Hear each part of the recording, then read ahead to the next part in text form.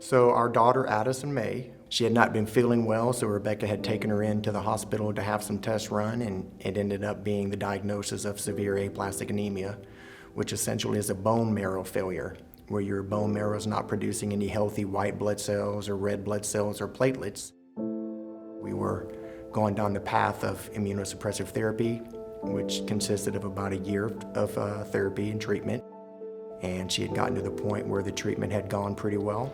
At that point, we received news. The doctor said, unfortunately, we've seen some precancerous cells.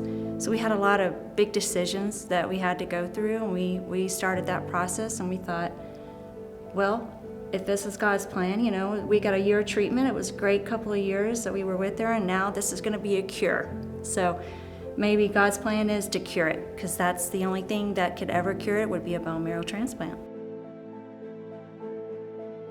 We prayed that the Lord would provide Addison with enough strength and courage, because it's one thing the parents having to battle it, and it's certainly another when a 12-year-old has to battle and know the entire process of what is about to happen to her. We went for one more visit, and we went back, and the doctor says, hey, we have some good news. The cells are no longer there. And we're like, we don't have to do transplant? And she said, no, they're not there, so we're just gonna, her levels are, and her labs are great, so we're just gonna move forward like she has, and you're just come see me once a month, we're good.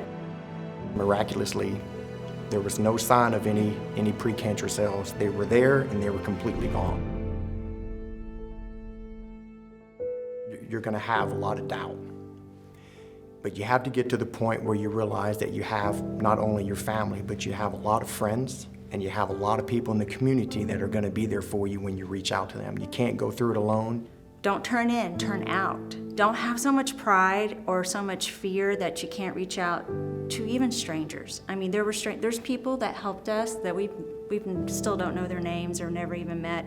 And I promise you, every little thing, that little encouragement moment, dinner that someone sent us, or phone call or prayer, is what helped us through this. We didn't just lean on each other, that we leaned on the community, and I was so grateful for that. It's still a long road. She's not out of it. They're gonna monitor her for a number of years, but we're very confident and have strong faith that the Lord's gonna lead us down the right path.